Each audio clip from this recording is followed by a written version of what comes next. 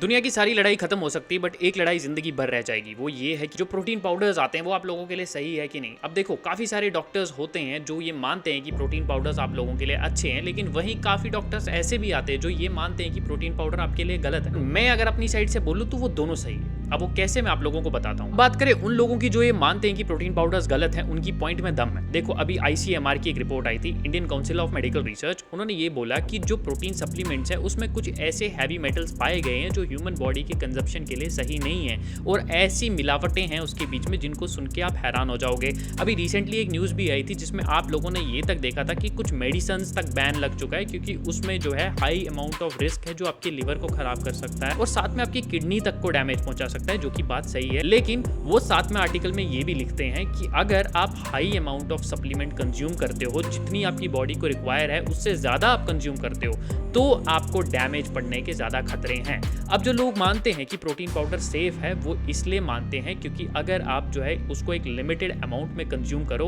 और तब कंज्यूम करो जब आपकी नेचुरल डाइट में प्रोटीन इंटेक है ही नहीं। उनकी डाइट ही ऐसी होती है जिसमें वो हाई अमाउंट ऑफ प्रोटीन खाते हैं, तब तो उनको सप्लीमेंट लेने की जरूरत ही नहीं होती है। कि डाइट में ही प्रोटीन की मात्रा कम होती है, उनको सप्लीमेंट लेने की जरूरत पड़ती है। ठीक उसी तरीके से जब आपके बॉडी में vitamin C, vitamin E, vitamin D की कमी होती है, तब आप सप्लीमेंट्स लेते हो, जैसे सुप्राडिन हो गया या बाकी सप्लीमेंट्स ब्रांड भी हो गए। तो अब बात करते हैं कि सप्लीमेंट अगर आपको लेना ही लेना है तो कौन सा ले। देखो, यहाँ पे मैं कोई ब्रांड को प्रमोट करने वाला तो हूँ नहीं, मैं आपको सीधी एक बात बताता हूँ जो कॉमन सेंस लगा के हर एक इंसान करता है। अगर आपको प्रोटीन लेना है, आप लोग 2 महीना पहले रिसर्च करो, और रिसर्च ऐसी करो कि इसमें डूब जाओ कि एक ब्रांड के ऊपर अगर आप रिसर्च कर रहे हो तो उसके 10-10, 12-12 आर्टिकल पढ़ो कि उसकी पॉजिटिव साइड्स भी दिखा रहा है, उसकी नेगेटिव साइड्स भी दिखा रहा है। तो मेरी मानते हो तो इंडियन ब्रांड को अभी थोड़ा अवॉइड ही करो, फॉरेन ब्रांड्स को अभी कंज्यूम करने की कोशिश करो, और सस्ता प्रोटीन देख के खुश मत हो जाओ, क्योंकि सस्ते प्रोटीन में ही अक्सर ये चीज़ें पाई जाती है। सस्ते प्रोटीन ज़्यादा रिस्क वाले होते हैं। और साथ में अगर आप लोगों को ये जानना है कि आपकी बॉडी को कितना प्रोटीन की ज़रूरत है, तो मैं आपको एक प्रोटीन कैलकुलेटर बताता हूँ। इस कैलकुलेटर में आप लोगों को अपना बॉडी वेट, अपना एज, दिन में आप कितनी एक्सरसाइज करते हो, उस हिसाब को जो है इसमें फिट करना है, और उसके अकॉर्डिंग ये आपको बॉडी वेट के अकॉर्डिंग आपको प्रोटीन कितना लेना है वो बता के देगा। जो लोग बोलते हैं कि प्रोटीन गलत है,